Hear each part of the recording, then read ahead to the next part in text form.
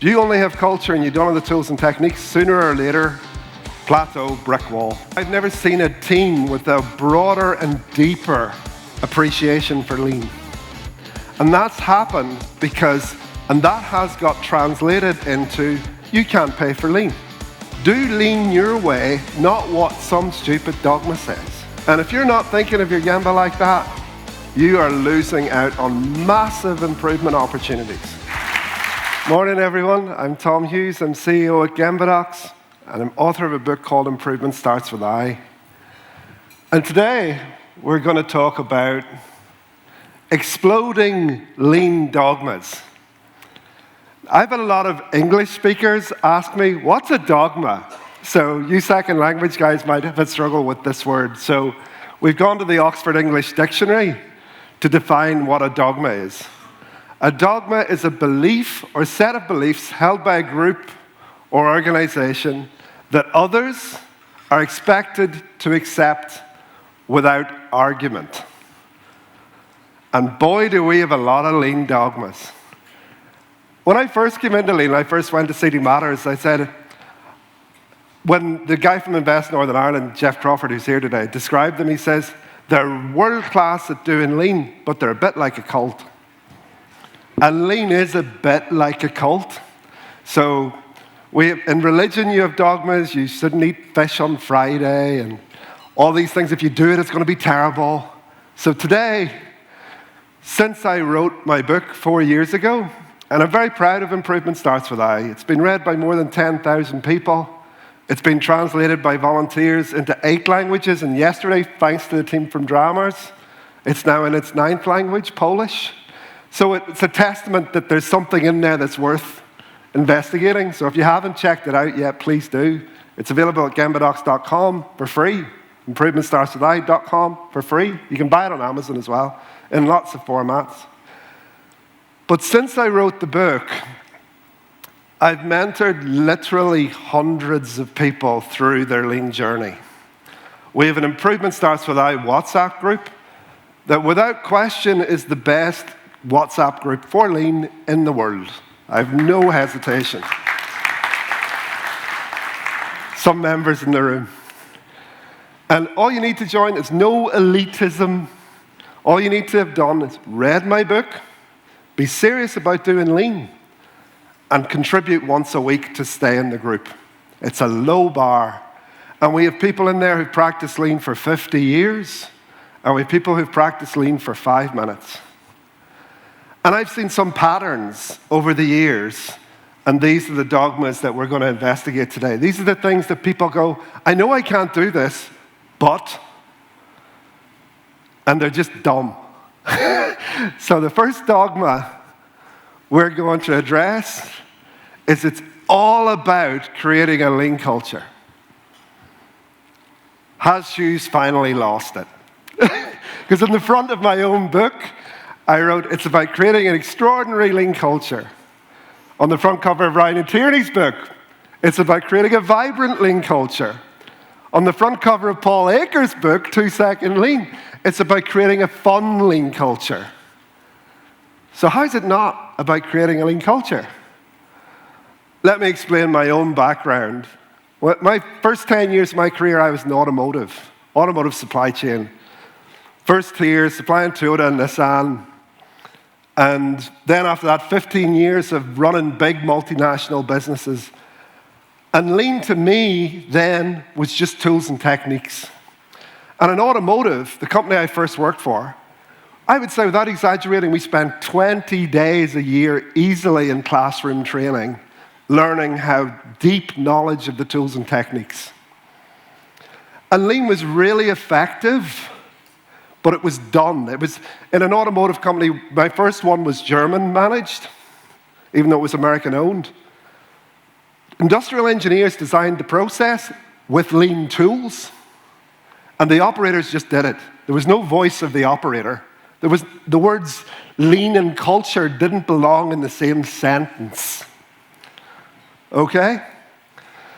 Then into my most recent lean chapter, 6 years ago, I went to a company here in Northern Ireland and they asked me to implement lean, and I was horrified.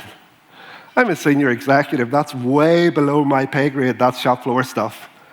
And luckily for me, I came across Ryan Tierney, Seeding Valors, and the Lean Made Simple 2-second lean approach.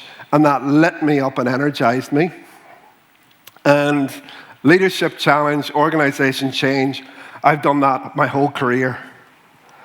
And it really, really excited me. But the problem is, over the years, since I've been mentoring everyone, and they've been following that approach, the typical thing that happens is I call them lean fireworks. 3 months of lean, lean, lean, lean, and they're in our WhatsApp group, and they're all energized, and then it's like they drop out. What happened? Are they still practicing lean?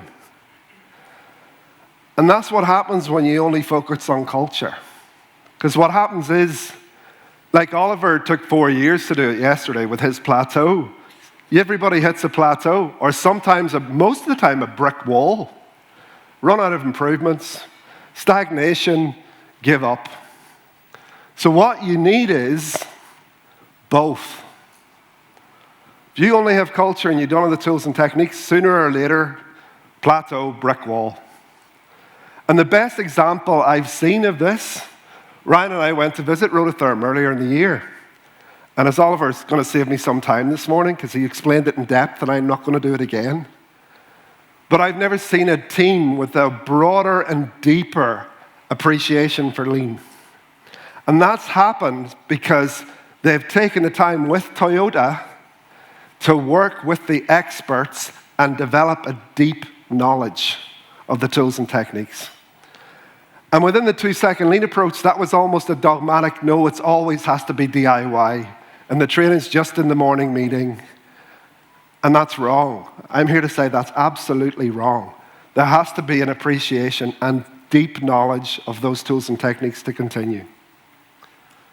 So, are we ready to blow up this dogma? Yeah?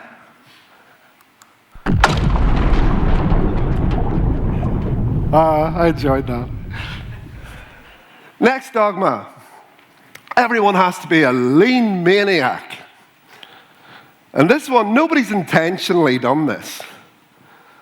But there's this, like, what's a lean maniac? A lean maniac to me, I wrote about the expression tapping the steering wheel coming to work in my own book. A lean maniac is making 2-second improvements every single day. And they're drinking from the fire hose of lean. Lean maniac. How many people in this room have an organization that's 100% full of those people? Correct. It does not exist. Yet over the years, I've encountered people going, we got really good adoption for lean, and lots of people are we're making improvements every day, but now that stopped happening, so we're somehow failing. And then people, again, are giving up lean. What I've seen, and I've canvassed other people in this room and beyond, what's the typical situation? Really, in real life? It's a Pareto. On a good day, most of the time you'll have 20% of your people that are lean maniacs. 20%, and they'll show themselves early and other people will join them, but that's the typical sort of ratio. And you'll have 80% that are just happy to be in this culture and engage. They're happy to come to work. They're happy to work in this positive environment. They're going to give you improvements, but they're not this lean maniac thing. And even organizations like City Matters, their bar for their people is 2 improvements a month. It's not this 2-second lean every single day thing. And we don't need to call these people failures for some stupid, unrealistic target that's unsustainable. So is that good? Can we blow this one up? Can we do a countdown for this? 3, 2, 1. Yay! Can we get it louder next time? Next one. You can't pay for lean.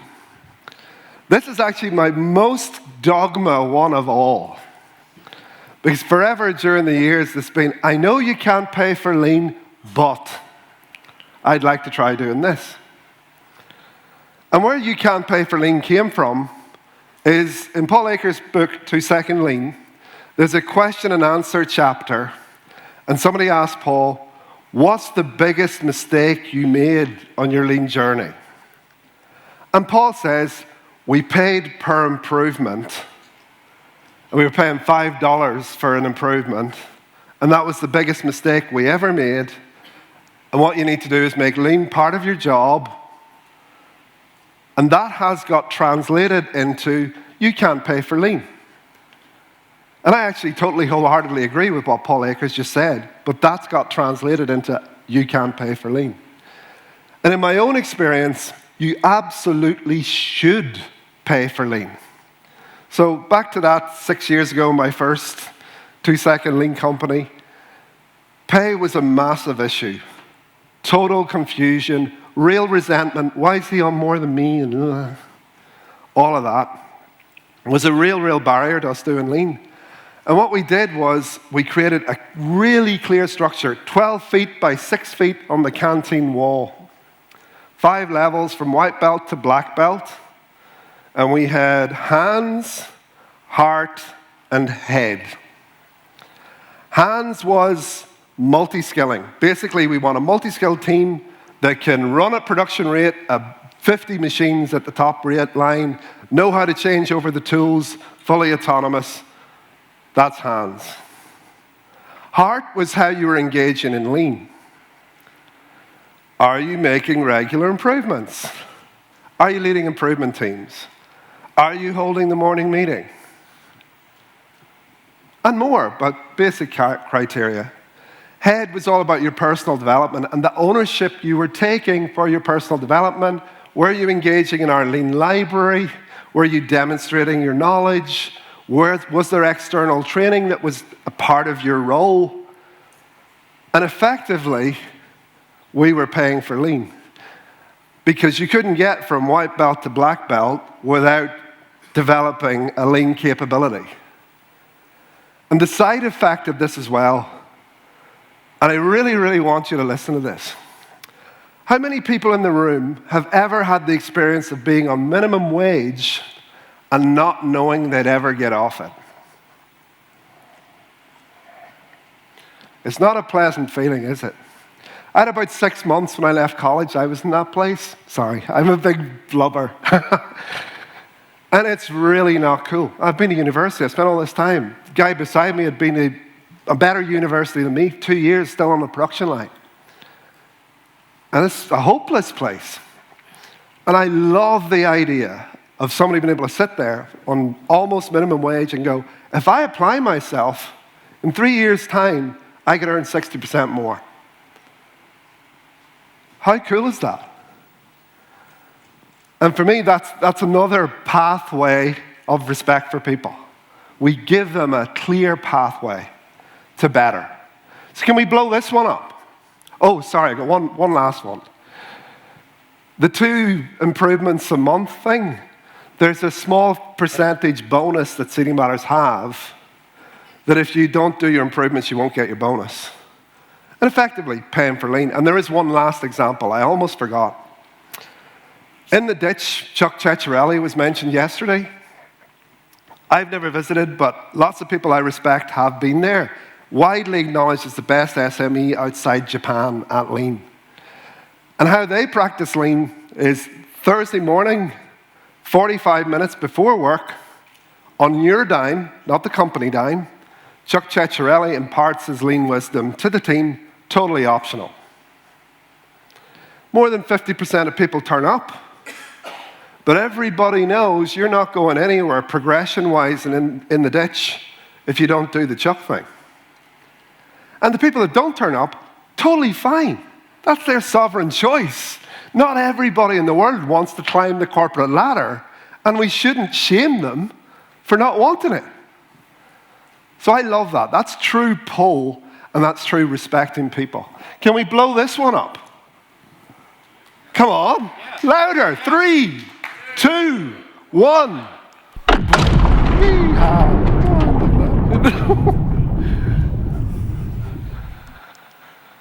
Dogma number 4, this is a quick one.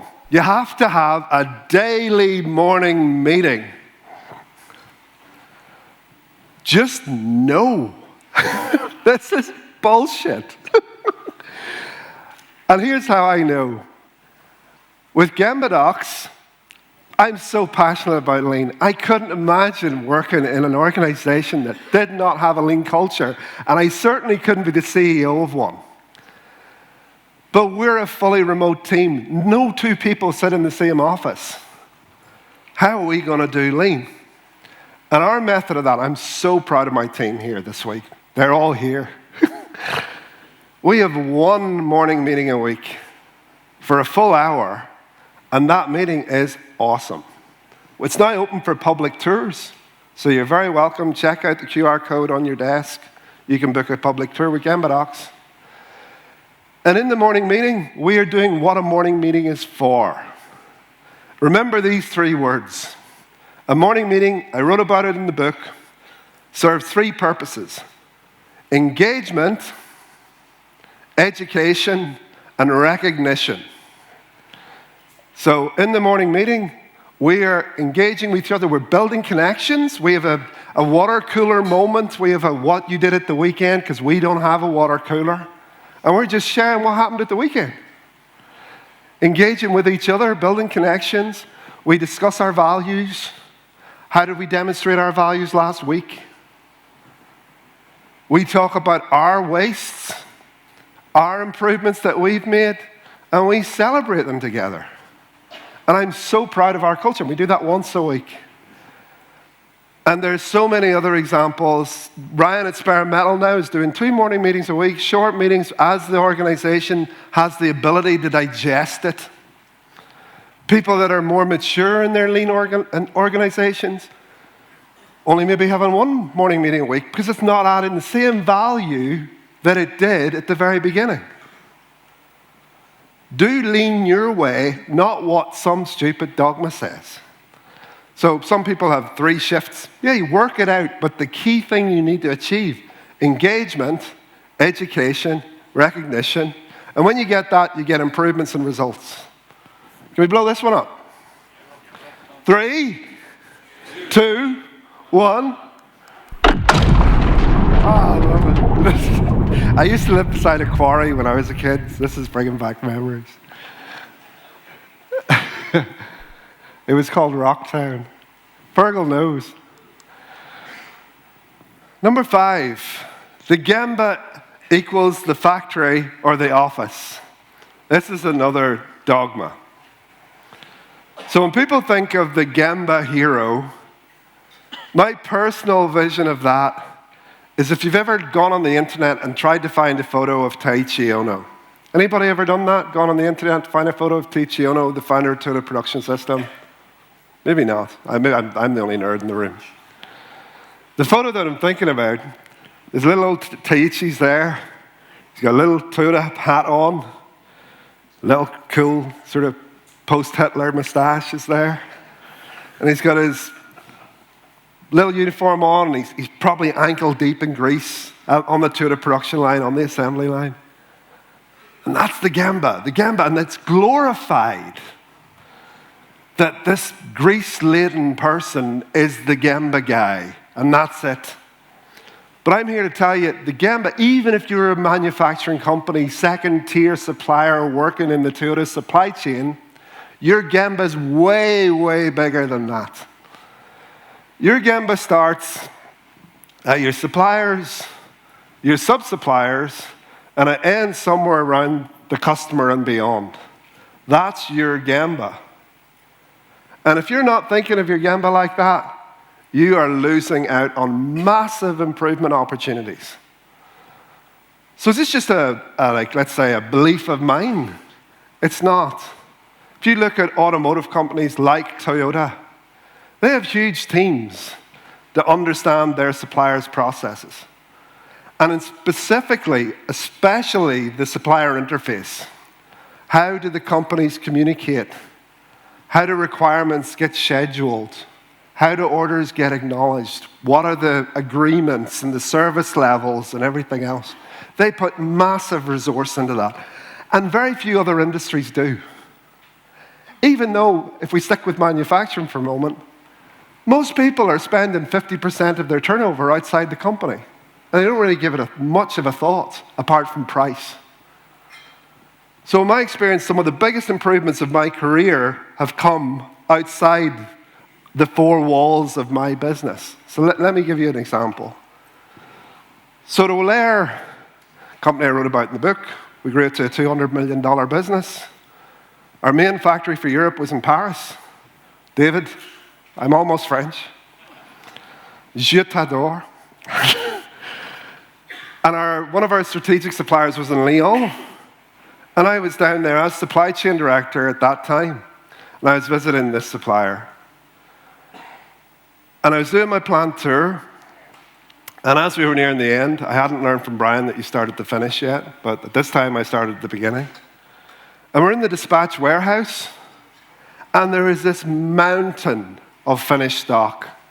I mean a mountain. And I asked the guys, what's that? And they were, you don't really give us very good forecasts. So we just hold that to make sure that we can meet your deliveries and whatever you need. And what they didn't understand is we had the mirror image of that stock in our warehouse in Paris. And if you ask the people in Paris, why do you have that stock? Oh, it's because they don't always meet our delivery performance, and you know, we can't trust their deliveries. But after this discovery, we put a project together between the two companies. And what happened was they took their stock away in Lyon. They put their stock in our factory, and we paid for it when we used it. Their lorry driver checked the Kanban every week he came up to deliver it.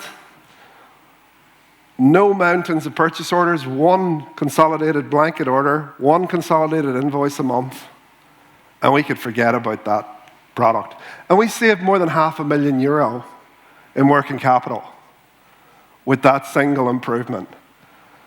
And that comes because when you go to visit a supplier, you don't just sit in the office and have your meeting and then go home. Go out and with big eyes and big ears like we talk about, go and understand their process. What are you doing that's driving cost for them? Because it's really often the case. And ask those questions and train your people and put resources into understanding the supply chain of your organization. It's the same at the customer. And I could literally give you multi-million euro examples, but would take too long for today. Simple one, Lumen Electronics, we had a customer constantly asking for proof of delivery because they couldn't find the product we sent them. On my next visit to the customer, can I see the goods inwards area? And it's just a mountain of cardboard boxes. And it's so obvious why they couldn't find the stuff, because until they put them on the shelf, just really difficult.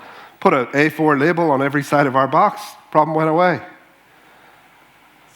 And this week with GembaDocs, last week, we have our head of development over from India, Sagar Bhavsar, God bless you.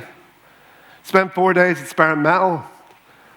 Lots of time on the Gemba, understanding how people are using GembaDocs. We have a mountain of improvements now to go home with, because he'd never been to a real GembaDocs Gemba before. So when your people, your sales guys especially, are going to customers, don't just go and sell stuff. And don't just go in the meeting room. Go and understand how we interface with them and where our product fits into their value chain, whether it's a product or a service. What pain do they have? How can we serve them better? Big eyes, big ears. Can we blow this one up? Yep. 3, 2, 1. Oh, satisfying.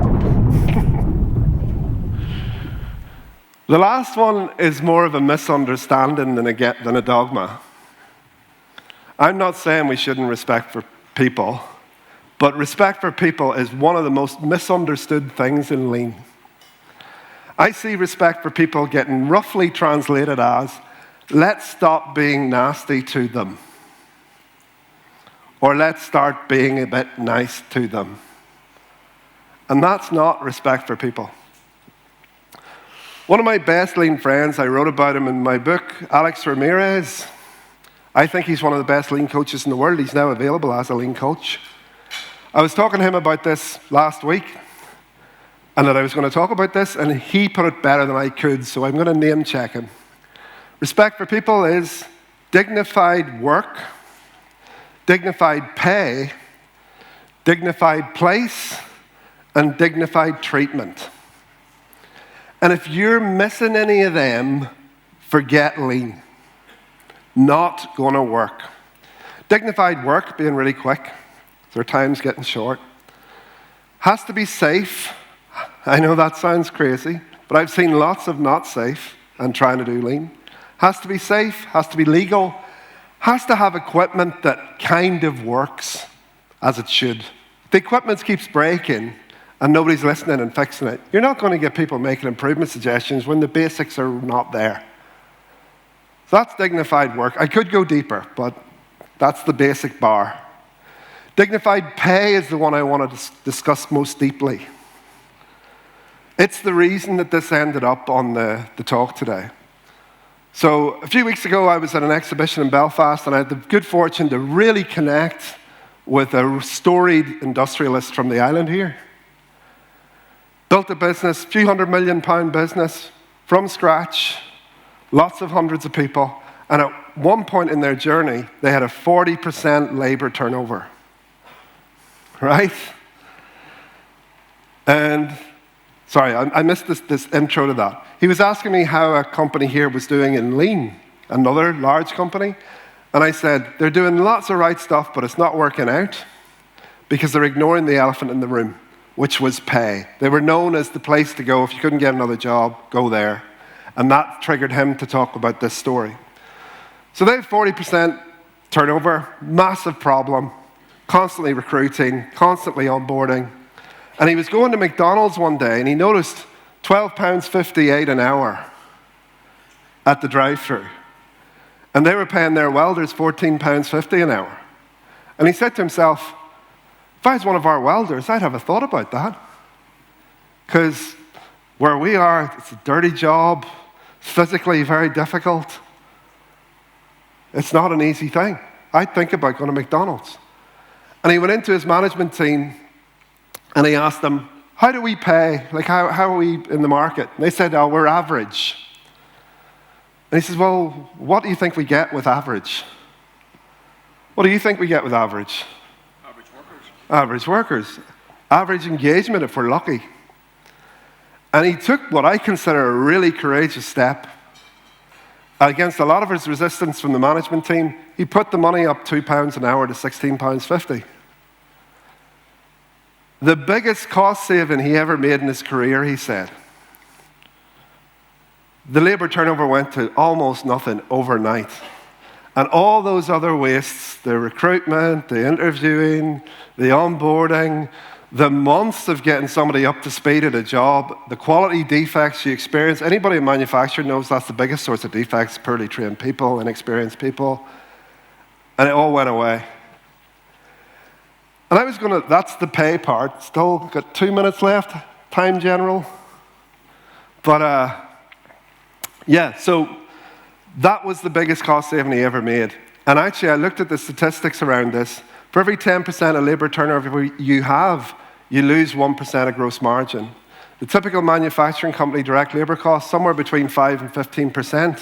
And when you do the maths, if your labor turnover is worse than 10%, you should look at your pay. It's not the only reason you've got labor turnover, but it's one of them. So that's dignified pay. Now we got dignified place. That's your canteen, your bathrooms, your workplace in general, just not being an absolute tip. And dignified treatment is being entitled to expect to be treated with respect. But that's the last part. And if we're missing any of that other stuff, forget lean. If your people are worried about paying their electricity bill and you're trying to get them to improve stuff and they feel unfairly treated with that, you're not going to go anywhere. So I got a red card. Can we blow this one up? And I really want a 3, 2, 1. This is the last one. Can we get 3, 2, 1? 3, 2. Oh. Premature detonation. Thank you so much, folks.